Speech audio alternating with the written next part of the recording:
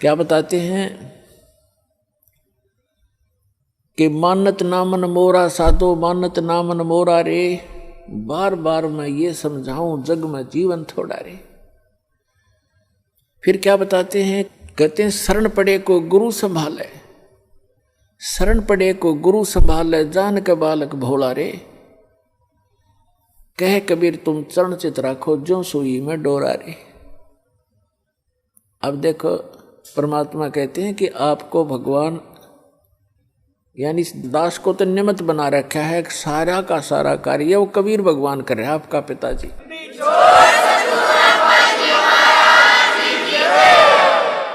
उसके लिए उन्होंने बताया है कि जैसे ये दास एक उस परमात्मा का चलता फिरता एक पावर हाउस है, लेकिन मेन पावर हाउस तो वो खुद है मालिक। वो थर्मल प्लांट है जहाँ से बिजली बनती भी है और आपको हमें प्राप्त भी हो रही है।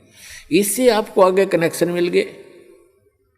जैसे आप कोई मोबाइल कनेक्शन ले लेते हो, कोई तार नहीं, कोई कनेक्शन जोड़ा दिखता नहीं और सारा काम कर रहा है, और जिस दिन आप उसका बिल नहीं भरोगे तो कनेक्शन ऑटोमेटिक वहीं से कट जाएगा, आपको बताने की जरूरत नहीं पड़ेगी। तो इस प्रकार ये दास एक चलता फिरता परमात्मा की पावर का एक छोटा वो समझ लो पावर हाउस, और इससे जिसको कनेक्शन मिलेगा उसके घर में वो पावर आएगी, उस परम पिता की थ्री फेस की। और इसकी जो मर्यादा में रहना और इसका टैक्स आप भरते रहना, यानी आपकी मजदूरी करते रहना, दान धर्म करते रहना, या नाम की मजदूरी, राम नाम की कमाई करते रहना, तो आपका कनेक्शन ठीक रहेगा, तो पावर आपके घर पर आपका काम करती रहेगी। और जो पावर से काम होता वो मैनुअली नहीं हो सकता। जैसे पशुओं का चारा काटा करते हाथ से, ऐसे मशीन थी, अब भी है गांव में गरीबों के पास, तो वो हाथ वाला काम तो मैनुअल जितना ही होता है। जब उसमें लगा दी मोटर और पावर का कनेक्शन मिल गया, कट कट कट कट 1 घंटे में ढेर लगा देती है। आटा पीसा करते हाथ से, वो मैनुअल 2 घंटा में जाकर 2 किलो पिसा करता। अरे 2 घंटा में ठोक दे, पीट दे 10 क्विंटल आटे को, और हाथ नहीं लगाना, कोई प्रयत्न नहीं, मेहनत नहीं। तो परमात्मा की पावर से जो आपके संसारी कार्य होंगे ऐसे अनोखे से होंगे। आपको अभी तक पावर का कनेक्शन नहीं मिला था, उन नकली पावर हाउसों से तुम कनेक्शन लिए बैठे थे, जो कीकर के लटकर तार बांध रहे थे अपने, और कहे थे पावर हाउस जितने भी संत और महंत और आचार्य और शंकराचार्य। तो सौभाग्य आपका कि आपको उस पावर का कनेक्शन मिल गया। फिर इस पावर के काम देखियो आप, ठीक है, ये अदृश्य कार्य होते हैं। इस यहाँ की भौतिक पावर का हमने अलग से दिखाई देता, पर ये भी कुछ दिन में आपने न्यारा दिखाई देगा। आप कल्पना भी नहीं कर सकोगे, ऐसे सुख देगा आपको।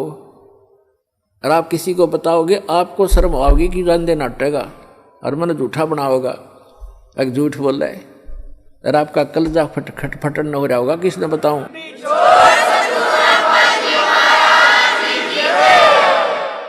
तो प्रसंग चल रहा है कि सतगुरु के उपदेश का लाया एक विचार, जय सतगुरु मिलते नहीं हम जाते नरक द्वार। नरक द्वार में दूत सब ये करते खेचा तान, उनसे कदे ना छूटता फिर फिरता चारों खान। 4 खानी में भरमता, 84 लाख योनियों में गधे कुत्ते सुअर की योनि भोगता, और कभू न लगता पार, 100 फेरा सब मिट गया मेरे सतगुरु के उपकार। होय होय, यानी उस गुरुदेव जी के उपकार से ये सारा मेरा झंझट समाप्त हो गया। पुणात्माओं देखो, उद्देश्य रखना अपने यहाँ से पीछा छुटवाने का।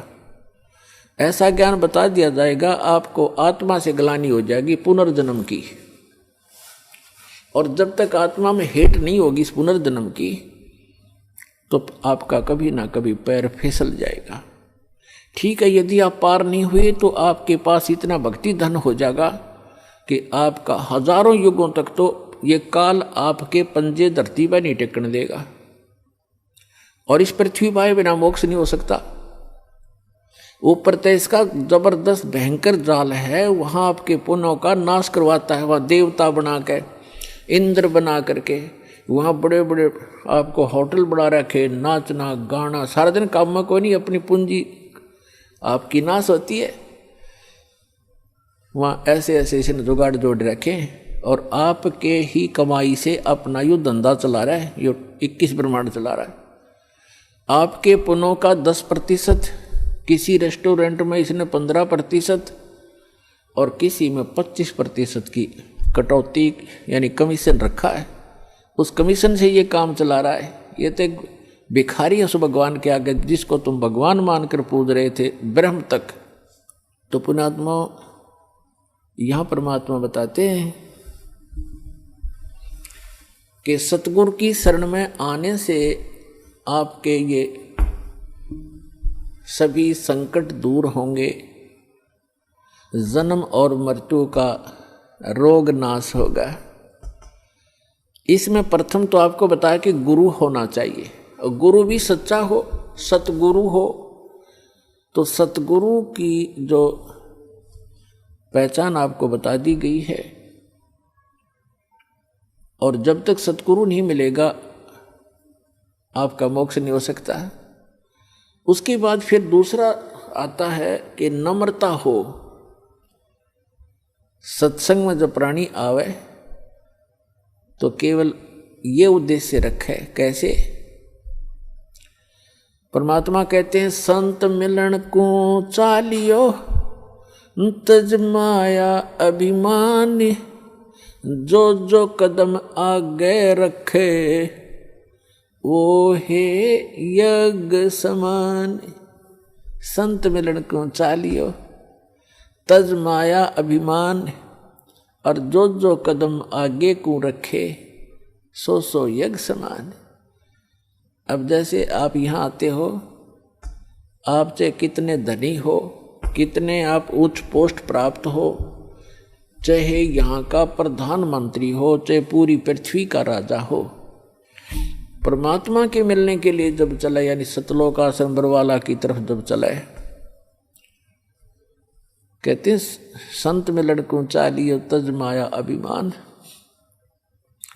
और जो जो कदम आगे को रखोगे फिर माया अभिमान से लैस होकर के, रहित होकर के, एक आत्म रूप में, एक दास रूप में आप इधर को प्रस्थान करोगे। आपके एक कदम के रखने की कितनी वैल्यू बताई है, कितना पुण्य होगा आपको। एक अश्वमेघ यज्ञ के तुल्य आपको एक कदम का पुण्य होगा। चाहे आप गाड़ी में आते हो, चाहे अपनी किसी मोटरसाइकिल कार में आते हो, चाहे बसों से आते हो, ये सारे कदम हैं, जैसे किलोमीटर होते हैं, तो संतों ने इसको कदमों में मापा है कि वहां से यहां तक जितने भी आपके कदम रखे गए, जितने कदम बने, कहते हैं उतने ही यज्ञों का पुण्य मिलेगा यदि आप इस भाव से सत्संग के अंदर आओगे। जैसे रोगी होता है, रोगी को ये पता लग जाता है कि दीर्घ रोग है, और यहाँ के लोकल हॉस्पिटल के डॉक्टरों ने मना कर दिया है कि आप जाइए ऑल इंडिया इंस्टीट्यूट दिल्ली में। तो वहाँ जब ये डायरेक्शन मिलकर इंसान जाता है, तो वहाँ चाहे प्रधानमंत्री हो और चाहे कोई फैक्ट्री मालिक हो, कितना उच्च पोस्ट प्राप्त व्यक्ति हो, उस समय उसको अपनी जान दिखाई देती है, अपनी पोस्ट पद दिखाई नहीं देता। डॉक्टर कहता है लेट जाइए, वो तुरंत लेट जाता है। डॉक्टर कहता है ये कपड़े निकाल दीजिए, तुरंत निकाल के रख देता है। उस समय उसके नखरे खत्म हो जाते हैं, और तभी वो उपचार प्राप्त करता है। जब तक डॉक्टर के आज्ञा का पालन करता रहे, चाहे कुछ भी कहे वैसे ही, जहाँ लेटने को कहे वहीं लेटना पड़ेगा, जहाँ बैठने को कहेगा वह बैठना पड़ेगा, और कहेगा मुंह खोल, सांस तेज ले, वो सारा कुछ करना पड़ेगा। तो तभी वो अपना उपचार करवा पाएगा। तो ठीक इसी प्रकार जब आप सतलोक आश्रम बरवाला की तरफ आवें, संत मिलन को चालिए तज माया अभिमान, और जो जो कदम आगे रखे ओ हे यज्ञ समान। तो आपको इतना पुण्य मिलता है यहाँ आने का। आप क्योंकि संत है नहीं पृथ्वी पर कोई, संत मिलन को चालिए संत की तरफ चलने मात्र से इतना लाभ है, फिर यहाँ के लाभ होगा वो तो गिनती नहीं हो सकता।